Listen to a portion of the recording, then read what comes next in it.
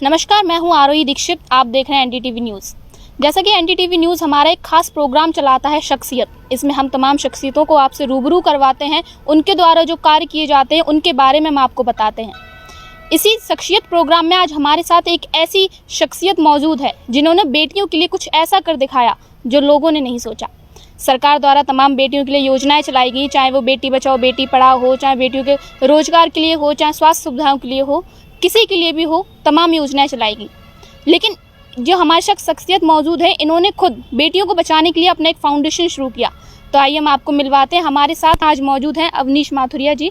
आज हम आपको उनसे मिलवाएंगे, जानेंगे कि इन्होंने जो बिटिया एजुकेशन फाउंडेशन की शुरुआत की, इसके द्वारा इन्होंने क्या कार्य किए, किस तरीके से इन्होंने इसकी सुविधाएं बेटियों तक, गांव-गांव तक, मोहल्ले तक पहुंचाई हैं।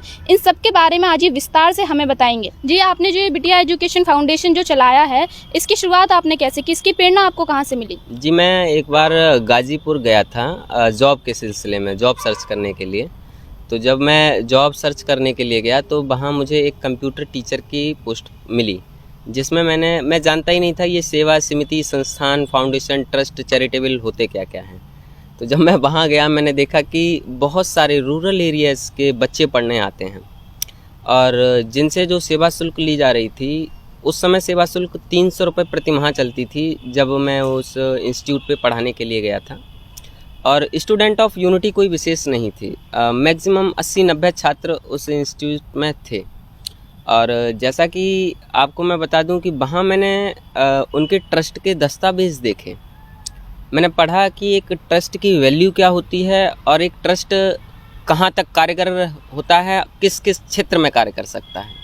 जब मैंने उसको स्टडी किया तो पता लगाया कि शिक्षा, स्वास्थ्य, खेलकूद, आत्मसुरक्षा, प्रकृति संरक्षण, मतलब समाज हित के लिए, समाज कल्याण के लिए ऐसा कोई भी कार्य नहीं है जो सेवा समिति, संस्थान या चैरिटेबल के माध्यम से नहीं किया जा सकता है।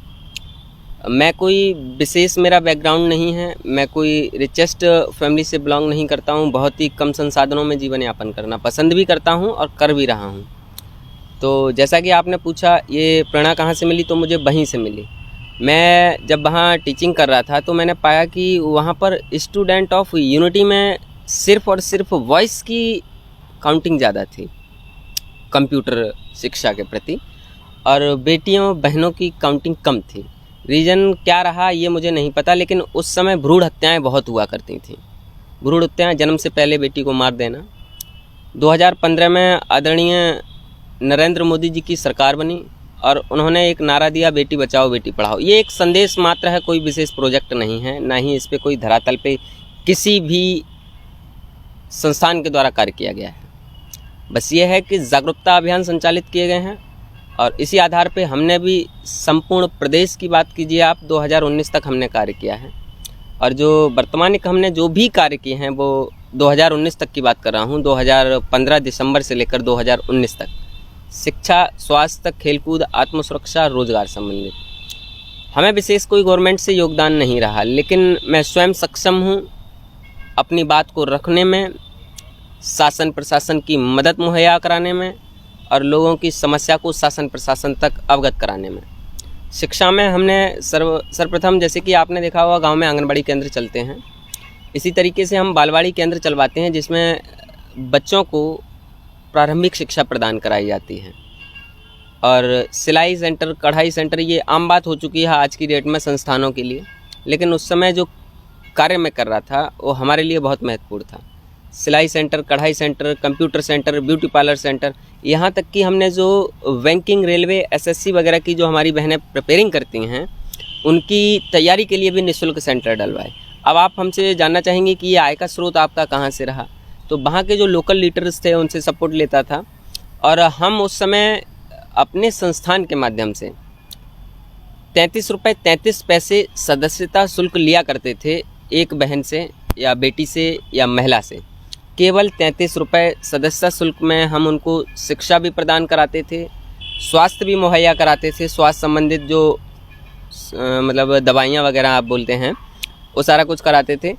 इसके अलावा आत्मसुरक्षा में आपने देखा होगा कि बेटी बहू महिलाओं को उस समय का जो क्रेज़ था, अब तो जब से मोदी जी सरकार आई है तब से बेटी बचाओ बेटी पढ़ाओ उन्होंने जो संदेश दिया है उससे भ्रूण हत्याएँ बंद हो गई हैं। दहेज प्रथा जैसे ओझी मानसिकता वाले लोग जो आज भी इस संसार में जी रहे हैं और दहेज से संबंधित जो भी कार्य कर रहे हैं कि नहीं हम एक सीओ की पोस्ट पर हैं या पुलिस की पोस्ट पर हैं तो हमें इतना दहेज मिलना चाहिए, इस मानसिकता को परिवर्तित करने के लिए ही सिर्फ हमारा उद्देश्य रहा कि हमारी बहनें आगे बढ़ें। जब वो पढ़ेंगी तो जाहिर सी बात है कि वो कदम से कदम मिलाकर आगे बढ़ेंगी तो उनके गार्जियंस को शादी करने में उनकी या खर्चा उठाने में उनकी असुविधा नहीं होगी। हाँ जी, अवनीश जी, आपका जो है बिटिया एजुकेशन जो फाउंडेशन है ये किन किन क्षेत्रों में काम कर रहा है? आपका जो बिटिया एजुकेशन फाउंडेशन 2015 से आपने बताया चल रहा है, ये अब तक किन किन जिलों तक आप अपनी सुविधाओं को बेटियों महिलाओं तक पहुंचा चुके हैं? जी बहुत अच्छा। आपको मैं बता दूं कि जो हम वर्तमानिक कार्य कर रहे हैं, या मैंने आपको बताया कि मैं 2019 तक बेटी बहू महिलाओं तक ही सीमित रहा। 2019 के उपरांत कोरोना काल आया। कोरोना काल में मैं किसी की मदद नहीं कर पाया। वो एक अन्य विषय है, किसी को 2 किलो चावल देना या गेहूं प्रदान कराना या किसी की शासन प्रशासन के द्वारा मदद मुहैया करा देना, ये कोई विशेष योगदान नहीं होता। विशेष योगदान उसको बोलते हैं कि आपने 1000 कन्याओं की शादी कराई हो, किसी को घर मुहैया कराया हो, किसी गरीब के लिए कोई उद्योग की व्यवस्था कराई हो, वो एक विशेष लाभ होता है। लेकिन मैं इतना सक्षम नहीं रहा या इतना सक्षम नहीं हूँ जो किसी को आवास प्रदान करा सकूं या ऐसे कार्य कर सकूं जिससे कि गंभीर समस्याएं समाप्त हो सकें इस देश से। लेकिन हमने शिक्षा, स्वास्थ्य, खेलकूद, आत्मसुरक्षा, रोजगार जैसे उपकरणों को संचालित किया, उद्देश्यों को संचालित किया, जिसके तहत हम शिक्षा में आपको अवगत करा चुके हैं, स्वास्थ्य में कैंपिंग के माध्यम से समाधान कराते हैं बीमारियों का, आत्मसुरक्षा में शासन प्रशासन के माध्यम से जो भी समस्याएं होती हैं हमारी बहन बेटी माताओं की, जैसे कि घरेलू हिंसा, घरेलू उत्पीड़न, दहेज प्रथा या अनावश्यक जो भी कार्य किए जाते हैं हमारी बहन बेटी माताओं के साथ, उन सभी समस्याओं का निवारण करने का सिर्फ उद्देश्य रहता है, जिसके लिए हमने महिला समस्या मेला का आयोजन कराया। महिला समस्या मेला आयोजन के तहत क्या है कि हम जनपद के प्रत्येक ब्लॉक पर एक महिला समस्या मेला का आयोजन करते हैं, जिसमें उस ब्लॉक की जितनी भी हमारी बहन बेटी माताएं जो भी समस्या से प्रताड़ित हैं या जो भी समस्या से जूझ रही हैं, उस समस्याएं हम लिखित में लेते हैं और वहाँ के शासन प्रशासन को अवगत कराते हैं। अगर शासन प्रशासन वो समस्या नहीं सुनता है या मदद नहीं मुहैया कराता है तो हम राज्य के मुख्यमंत्री से मिलने को जाते हैं और उनको समस्या का अवगत कराते हैं, और समस्या अवगत कराने के बाद कोशिश ये की जाती है जल्द से जल्द समस्या का निवारण हो। तो रोज़गार में अगर बात की जाए तो रोज़गार में हम प्रत्येक ब्लॉक पर ब्लॉक सदस्य चुनते हैं, जिन लोगों का कार्य होता है जो हमारे द्वारा सेवाएं संचालित की जा रही हैं वो जनता जनार्दन या बेटी बहू महिलाओं तक, लोगों तक पहुंचाना और उनकी समस्या को नोट कर लाना, ताकि हम वहां के जो संबंधित समकक्षी अधिकारी हों उनको रूबरू करा सकें और उस समस्या का निवारण करा सकें। उसके बाद जो भी लाभ हो सके वो उचित लाभ उनको प्रदान कराया जा सके। इसके अतिरिक्त अभी वर्तमान में जो हम एक प्रोजेक्ट लिए हैं श्रम व रोजगार मंत्रालय के माध्यम से, ये सारा काम हम महिला एवं बाल विकास मंत्रालय के तहत भी करते हैं, जैसे कि शिक्षा, स्वास्थ्य वगैरह आपको जो भी मैंने बताया, बालवाड़ी केंद्र वगैरह। इसके बाद जो वर्तमान में अभी हम राष्ट्रीय लेवल पे कार्य कर रहे हैं, तो कुछ लोग, ऐसा नहीं है कि बेटी बहू महिलाएं ही समस्या से पीड़ित होती हैं, हम जैसे भाई भी पीड़ित रहते हैं, बहुत पुरुष भी पीड़ित होते हैं। किसी को रोजगार की समस्या है, किसी को शिक्षा की समस्या है, किसी को स्वास्थ्य की समस्या है। बस लिंग परिवर्तन होने से नहीं, समस्याएं सभी की होती हैं, कहने का तात्पर्य है। तो हमने श्रम एवं रोजगार मंत्रालय से प्रोजेक्ट लिया। आज की डेट में आपको पता है भारत सरकार ने ई श्रम कार्ड एक योजना बनाई है। ई श्रम कार्ड योजना का सिर्फ और सिर्फ इतना लाभ है, सिर्फ और सिर्फ इतना लाभ है कि जितने भी असंगठित क्षेत्र के श्रमिक हैं, असंगठित क्षेत्र का मतलब जैसे कि रहने वाले हम उत्तर प्रदेश के हैं, कार्य करने जा रहे हैं दिल्ली गुड़गांव, या बंगाल के रहने वाले हैं, कार्य करने जा रहे हैं असम गुवाहाटी, है ना। तो उस क्षेत्र के श्रमिकों को, जैसे कि आपने एक चीज़ और नोटिस की होगी, अगर आप रूरल एरिया से बिलोंग करते हैं तो कुछ लोग जो है ना प्लम्बरिंग का पूरा काम जानते हैं, और कहने को इलेक्ट्रीशियन है, पूर्ण रूप से पूरे इलेक्ट्रीशियन हैं, वो आपके घर की पूरी फिटिंग कर देंगे। मतलब अन्य अन्य ट्रेडें हैं लोगों की, प्लम्बरिंग हुआ, इलेक्ट्रीशियन हुआ, या जो भी हुआ, जिसको भी कार्य का अनुभव है, तो वो एक तरीके से इंजीनियर होता है, लेकिन वो प्रमाणित नहीं है, तो इसलिए उसको आप हेल्पर की दृष्टि से देखेंगे। तो हम क्या कर रहे हैं कि ऐसे लोगों को प्रशिक्षण प्रदान कराते हैं और उनको अनुभव लेते हैं कि आप अनुभवी हैं या नहीं हैं, और अनुभवी होने के बाद हम उनको अनुभव प्रमाण पत्र देते हैं, ताकि अभी जैसे कि मैंने आपको बताया कि हमारा तकरीबन 7 राज्यों में कार्य चल रहा है, राजस्थान, मध्य प्रदेश, झारखंड, बिहार, बंगाल, उड़ीसा, और असम में भी हमारे कार्य को पहुंचने में थोड़ा समय ज़रूर लग रहा है, लेकिन संभव है वो हो जाएगा। तो इन राज्यों में हमने क्या किया है कि प्रत्येक जनपद पर हमने लोगों को हायरिंग किया है, जिनका कार्य सिर्फ ये होगा कि सर्वे करना, डोर टू डोर सर्वे करेंगे और सर्वे के तहत ये पता करेंगे कि कितने श्रमिक किस किस ट्रेड के हैं। ट्रेड का तात्पर्य श्रमिक हैं तो वो उनका श्रम क्या है, उन श्रमिकों के उन श्रम के आधार पर हम प्रशिक्षण कराएंगे। प्रशिक्षण के उपरांत हम उनको प्रमाण पत्र देंगे और वो प्रमाण पत्र लेकर किसी भी संस्थान में जाते हैं, चाहे वो लिमिटेड हो, प्राइवेट लिमिटेड हो या किसी भी सेक्टर में। भाई अनुभव ही तो आपका मांगा जाता है। आप किसी क्षेत्र में कार्यरत हैं तो उसका अनुभव प्रमाण पत्र देंगे तो जाहिर सी बात है आपको उस संस्थान में आपको अपॉइंट किया जाता है। समझ रहे हैं ना।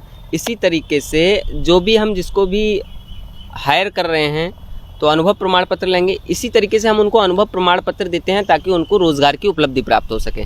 नेक्स्ट हमारा उद्देश्य ये है कि अति लघु उद्योग, घरेलू उद्योग और हमारे द्वारा 2000 रुपये से लेकर 5 लाख रुपए तक का उद्योग लगाने के लिए या स्वयं सहायता समूह जिस तरीके से चल रहे हैं, स्वयं सहायता के लिए 2000 रुपये से 5 लाख रुपए तक का हम ऋण प्रदान कराते हैं, जिसके तहत क्या है कि अति लघु उद्योग, लघु उद्योग, घरेलू उद्योग ऐसे उद्योग लगाकर हमारी गांव में अगर एक लघु उद्योग लग जाता है तो ये मान लीजिए तकरीबन 50 बेटी बहू महिलाओं को या उस गांव के सज्जनों को कार्य मिलेगा, जिससे क्या होता है कि उनको रोज़गार तो मिल ही रहा है, उनका आय का स्रोत और जीवन यापन अच्छे से होने लगा ताकि वो भविष्य में अपने कार्यों को बेहतर रूप से कर सकें। और मेरा यही उद्देश्य है कि भारत में जो भी लोग, जितने भी नागरिक हों, वो सक्षम हों, हर चीज़ में सक्षम हो, शिक्षा में, स्वास्थ्य में, हर सेवाएं उनको प्रदान किए जा सकें। सरकार ने ऐसी अनगिनत सेवाएं बना रखी हैं, अनगिनत सेवाएं बना रखी हैं जो कई लोग तो जानते ही नहीं हैं ये सेवाएं हैं क्या और इन सेवाओं का लाभ क्या है, जिसके लिए हम जागरूकता अभियान भी आए दिन मंथली जागरूकता अभियान में स्वयं जाके करता हूँ, रैलियाँ निकालता हूँ, प्रेस कॉन्फ्रेंस करता हूँ। बस यही करता हूँ ताकि लोगों को राज्य एवं केंद्र सरकार की जो भी नीतियाँ हैं, जो भी योजनाएं हैं, उनके प्रति लोग जागरूक हो सकें, उनका लाभ ले सकें। अगर कोई लाभ लेने में असक्षमता महसूस कर रहा है तो हम उसको लाभ प्रदान कराते हैं। जी। जैसा कि कहा जाता है कि व्यक्ति का अगर आत्मविश्वास प्रबल हो तो व्यक्ति किसी भी मंजिल को पा सकता है। अवनीश जी ने एक ऐसा ही उदाहरण हमें पेश किया। तो आज मैं इनसे जानना चाहूंगी कि जो आपने बिटिया एजुकेशन फाउंडेशन जो शुरू किया है, इसमें ऐसा नहीं है कि आपको उतार चढ़ाव नहीं आए होंगे, आपने इन चीज़ों को फेस कैसे किया? उतार चढ़ाव तो ऐसे भी आए हैं। आपको अवगत कराना चाहूँगा कि लोगों ने, देखिए ऐसा है, कोई भी सेवा समिति संस्थान अगर बड़े पायदान पे काम करने लगे या बड़े पायदान पे पहुंच जाए तो जाहिर सी बात है कि नकारात्मक ऊर्जाएं उसके प्रति एक्टिव हो जाती हैं, जो कि मेरे साथ भी हुई, आम बात है, कोई विशेष बात नहीं है। और मैंने इस संस्थान को खड़ा करने में किन किन समस्याओं का सामना किया, अगर मैं ये बात आपको अवगत कराऊंगा तो अच्छा नहीं होगा। मैंने बहुत समस्याओं का सामना किया है, वो एक अन्य विषय है, समस्याएं सभी के साथ होती हैं। जी। आपने इनका निराकरण कैसे किया, समस्याओं का? निराकरण आप जैसे लोगों के साथ मिलकर ही हुआ है, आप जैसे लोगों ने सहयोग किया है, हो रहा है अभी भी। अब समस्याएं अभी भी हैं, कंटिन्यू है, समस्याओं का समाधान नहीं है, लेकिन यह है कि कंटिन्यू लगी रहती हैं, समाधान होते रहते हैं और ऐसी जगत में कोई समस्या उत्पन्न ही नहीं हुई जिसका समाधान ना हो।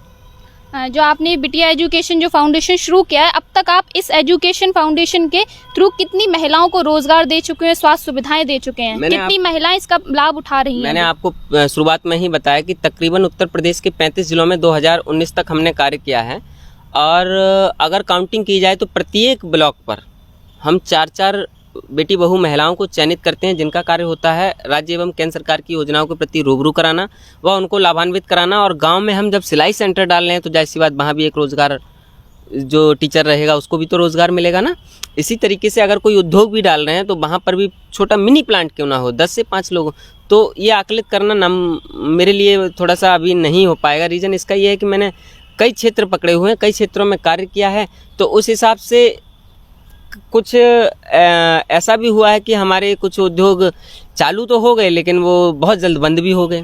तो अगर वो रिटर्न में ली जाए तो वो नहीं, लेकिन इतना ज़रूर बोलूँगा कि प्रत्येक ब्लॉक के हिसाब से काउंटिंग की जाए तो कुछ नहीं तो 20,000 से अब बेटी बहू महिलाओं को रोज़गार दिया है। तो जैसा कि अभी हमने जाना कि इन्होंने अपनी बिटिया एजुकेशन फाउंडेशन के जरिए लगभग 20,000 महिलाओं को रोजगार दिया, स्वास्थ्य सुविधाएं दी। किसी आम व्यक्ति के लिए सोच पाना भी नामुमकिन है। अवनीश जी ने वो कार्य धरातल पर करके दिखाया। आगे हम आपसे ये जानना चाहेंगे, पहले तो हम आपको शुभकामनाएं देते हैं, आपने जो बिटिया एजुकेशन फाउंडेशन शुरू किया, हम आगे आपके हमारी शुभकामनाएं आपके साथ रहेंगी कि आप और अच्छा कार्य करें।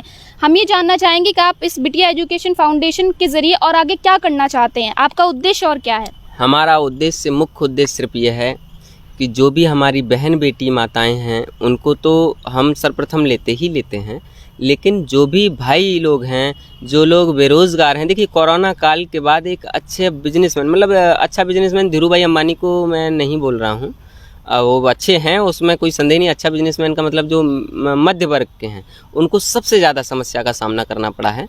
तो ऐसे में उनके फैमिली मेम्बरों को भी समस्या का सामना करना पड़ा है, जिस कारण हमने पुरुषों को भी इसमें ऐड किया है। अब जैसे कि हमने आपको अभी तुरंत बताया था कि श्रम कार्ड धारकों का सर्वेक्षण करा रहे हैं, जिसके लिए हम पुरुषों की टीम गठित कर रहे हैं। और श्रमिक कोई पर्टिकुलर महिला ही नहीं होती है, अत्यधिक क्षेत्र में पुरुष ही पाए जाते हैं। तो उन पुरुषों को हम डाटा कलेक्ट कर कर उनको रोज़गार का मुहैया कराने का कार्य करेंगे, प्रशिक्षण कराने का कार्य करेंगे। और इसके अतिरिक्त मेन उद्देश्य ये है कि हम, आपने एक चीज़ देखी होगी कि आज की डेट में महंगाई चरम सीमा पर बढ़ गई है, तो हमने उसके लिए कुछ चिन्हित प्रोडक्ट अपने चिन्हित किए हुए हैं। ये मत समझना कि हम बिजनेस के उद्देश्य से ये प्रोडक्ट चिन्हित किए हैं। हमारा उद्देश्य सिर्फ इतना है, आज की डेट में वॉशिंग पाउडर, अगर कोई छोटा सा भी वॉशिंग पाउडर लेने जाते हो तो 60 रुपये 62 रुपये केजी मिलता है। हम ये चाहते हैं वो 60 की जगह 30 रुपये में मिले। ऐसे ही वॉशिंग पाउडर है, अगरबत्तियाँ हैं, घर में पूजा पाठ की सामग्रियाँ हैं, या आप ये बोल सकते हैं कि नारियल वाली झाड़ू है, ये 10-20 हम प्रोडक्ट लॉन्च करेंगे जो हमारी घर की घरेलू ज़रूरतें होती हैं, वो प्रोडक्ट लॉन्च करेंगे ताकि जो गरीब आदमी है उसका यापन बेहतर से हो सके। आप पनीर नहीं खाना पसंद करोगे क्योंकि पैसा नहीं है, तो दाल तो खाना पसंद करोगे ना, तो दाल तो खाओगे ही खाओगे। अगर वॉशिंग पाउडर आप ये मान लीजिए कि 60 रुपये केजी है, अब वो आपको 30 रुपये हो जाए, तो वस्त्र तो साफ़ सुथरे पहनेंगे ना। इसलिए हमारा उद्देश्य यह है कि जो डेली नीड्स की चीज़ें हैं उनको कम से कम में मुहैया कराया जाए, और उससे क्या होगा, जो हमको लाभ होगा वो हम सामाजिक हित कार्यों के लिए लगाएंगे, जैसे कि शिक्षा में, स्वास्थ्य में, खेलकूद में, इन लोगों के प्रति लगाएंगे। रोज़गार तो सर्वप्रथम ये हो ही रहा है, जैसा कि हम उद्योग प्रोवाइड कराते हैं, अन्य भी कार्य करते हैं। जी। तो जैसा कि आपने एनडीटीवी के इस कार्यक्रम शख्सियत के थ्रू हमने आपको एक ऐसी शख्सियत से मिलवाया जिन्होंने धरातल पर बेटियों, महिलाओं के लिए कुछ ऐसा कर दिखाया जो किसी के लिए सोच पाना भी मुश्किल था। हम इस कार्यक्रम के थ्रू आपको ऐसी तमाम शख्सियतों से रूबरू कराते रहेंगे। फिलहाल हम अवनीश जी से विदा लेंगे। हमारी शुभकामनाएं आपके साथ है कि आप इसी तरह बिटिया एजुकेशन फाउंडेशन को और अच्छे से मुहैया कराएं महिलाओं तक, बेटियों तक, ताकि वो एजुकेटेड हों, रोज़गार हों और अपने स्वास्थ्य के प्रति जागरूक रहें। इसी के साथ अब मैं आपसे विदा लेना चाहती हूँ। फिर से हम एनडीटीवी कार्यक्रम में किसी और शख्सियत के साथ मौजूद होंगे। तब तक के लिए नमस्कार।